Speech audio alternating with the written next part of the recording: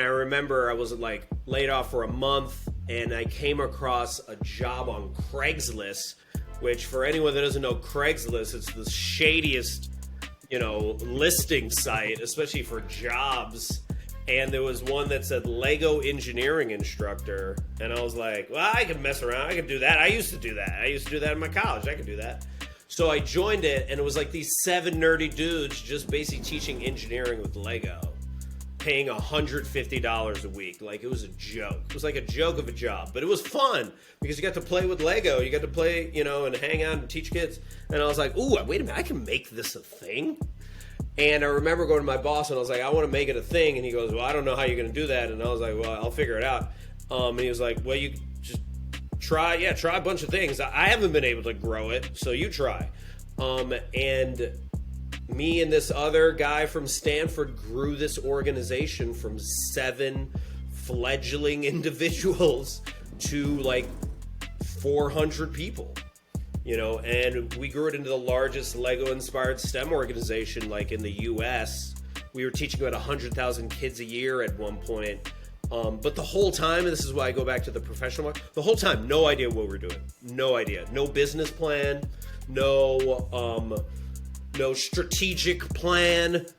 We picked cities we thought were fun. We picked people that we thought were fun.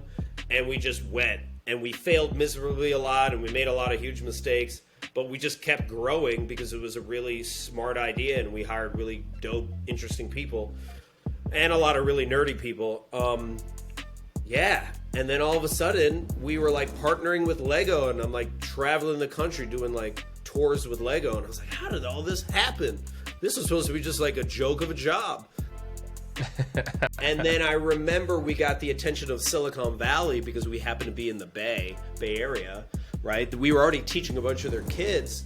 So then people from like Facebook, Google, all those companies, they'd start asking us, hey, do you do team building events? Hey, do you do special events? Hey, can you do this event? We'd be like, of course we can. Even though we didn't have any clue how to do any of this. That's our core business. We would just say yes to whatever. Hey, can you build like a Rube Goldberg machine, that is like, I don't know, 100 feet long for Amazon in Vegas? Yes, of course we can.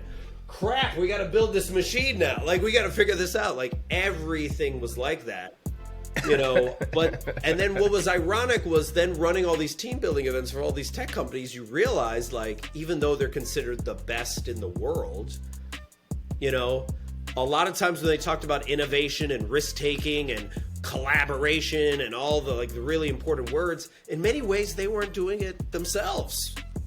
They weren't actually playing. So that is when I got motivated like a couple years ago to be like, ooh, I want to tackle this directly. So I created Rediscover Your Play to be like, all right, let's tackle how to have a hard conversation in the workplace. Let's tackle toxicity in the workplace. Let's tackle, getting your staff in the flow. Hey, let's tackle this great resignation right now. That's what I'm talking a lot about now.